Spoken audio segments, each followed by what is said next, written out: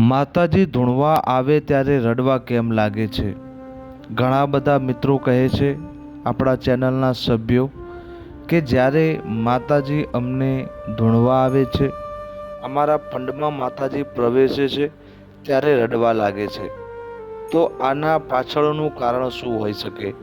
આજે આપણે એવા જે મુખ્યત્વે કારણો હોય એ આપણે આ વિડીયોમાં સરળ ભાષામાં સમજવાના છીએ. મિત્રો, દેવ ક્યારે રોવે?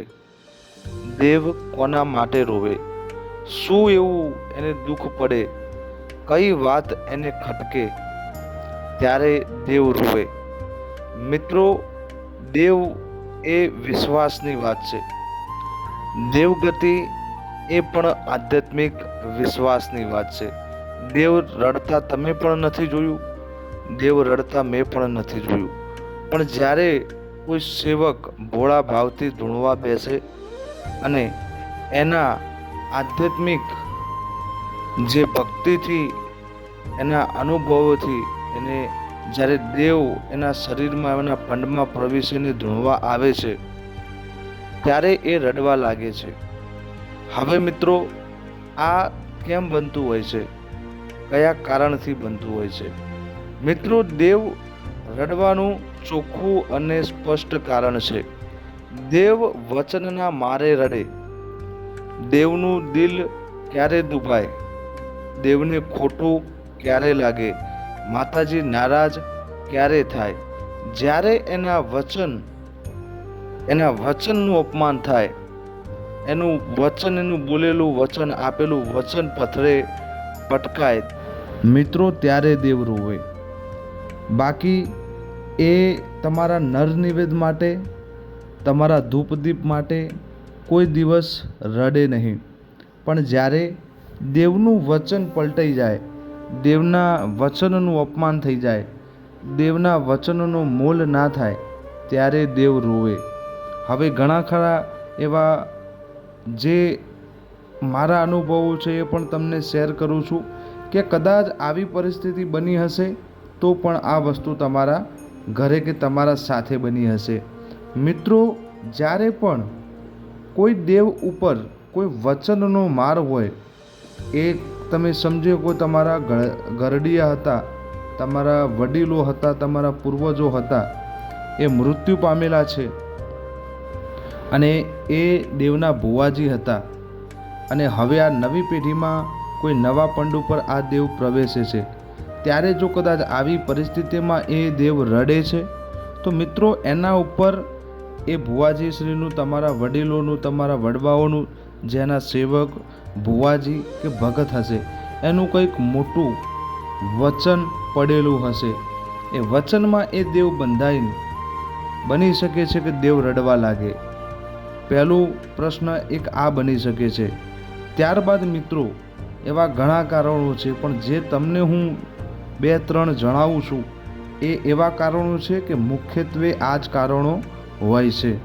ત્યારબાદ મિત્રો, બીજું અને મુખ્યત્વે કારણ માતાજીનું અપમાન. જ્યારે કોઈ નવો સેવક, નવા ભુવાજી થાપ્યો હોય જે તમારા ઘરમાં, ત્યારે કોઈ નાનો છોકરો હોય કે પછી 100 વર્ષનો માણસ, વૃદ્ધ માણસ, પણ જ્યારે એ ધૂણવા આવે છે અને એના સામે અશબ્દો બોલવા, એનું અપમાન કરવું, એની ગણના પાખંડમાં કરવી, જ્યારે તમારા પાસે કોઈ પ્રમાણ નથી કે એ ખરેખર ખોટું ધૂણે છે, પણ તમને કંઈ પણ ખબર ના હોય અને એ દેવનું સતત તમારા પરિવારમાં, તમારા કુટુંબમાં અપમાન થાય છે, એ પણ તમારા લીધે, તો મિત્રો, એ જ્યારે પણ તમારા પંડમાં, તમારા શરીરમાં ધૂણવા ઉતરશે ત્યારે એ દેવ 100% રડશે. આ 2 મુખ્ય કારણો છે મિત્રો. ત્યારબાદ મિત્રો, ઘણા જગ્યાએ એવું પણ જોવા મળ્યું છે કે જ્યારે પણ કોઈ દેવ મોકલે છે ધાપોકારમાં ન્યાય માટે, ત્યારે એમને પ્રોપર નિયમોની ખબર હોતી નથી કે દેવને કેવી રીતે ચલાવવું.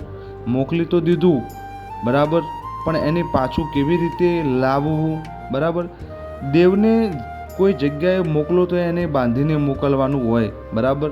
પણ અત્યારે બુદ્ધિ સાંકળી થઈ જઈ, અત્યારે સમજણ કોઈને નથી દેવગતિની, એટલે આ વસ્તુ બનવી નોર્મલ છે. પણ મિત્રો, જ્યારે દેવ તમારું સામે જાય અને ત્યાં કોઈને કેદમાં, કોઈના વચનમાં એને 2 વર્ષો સુધી બેસી રહેવું પડે અને તમે એની શોધ કે સંભાળ ના લો, ત્યારે પણ જ્યારે સાતમ આઠમના નિવેદ હોય કે કોઈ કારણોસર તમે એને એના ભુવાજી શ્રી યાદ કરી ધૂણવા બોલાવે છે અને ત્યારે એ ધૂણવા આવે છે, ત્યારે પણ દેવ રડે છે.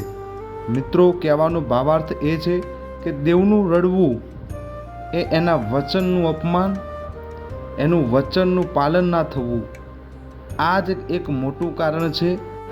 આ જ કારણોથી મિત્રો દેવ રડે, બાકી આ કારણો સિવાય દેવ રડતું નથી.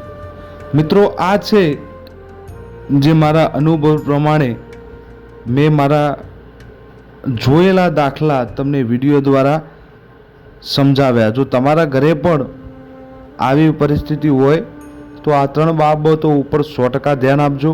મિત્રો, આ બધા જે તમને અનુભવ જણાવ્યા એ તો નોર્મલ છે, પણ કદાચ તમારે હજી ડિટેલમાં દેવ કેમ રડે છે અને દેવગતિને હજી ડિટેલમાં સરળ ભાષામાં સમજવી હોય તો કોમેન્ટમાં જય માતાજી લખી દેજો અને ચેનલને સબસ્ક્રાઈબ કરી દેજો અને આ વિડીયોને શેર પણ કરી દેજો. અને નવો વિડીયો કયા ટોપિક ઉપર જોવે છે એ પણ તમે કોમેન્ટ કરજો, અને એ કોમેન્ટ ઉપર જેટલી વધારે લાઈક હશે એટલું શક્ય રહેશે કે નેક્સ્ટ વિડીયો એ કોમેન્ટ ઉપર આવશે. તો મળીએ નવા વિડીયો સાથે.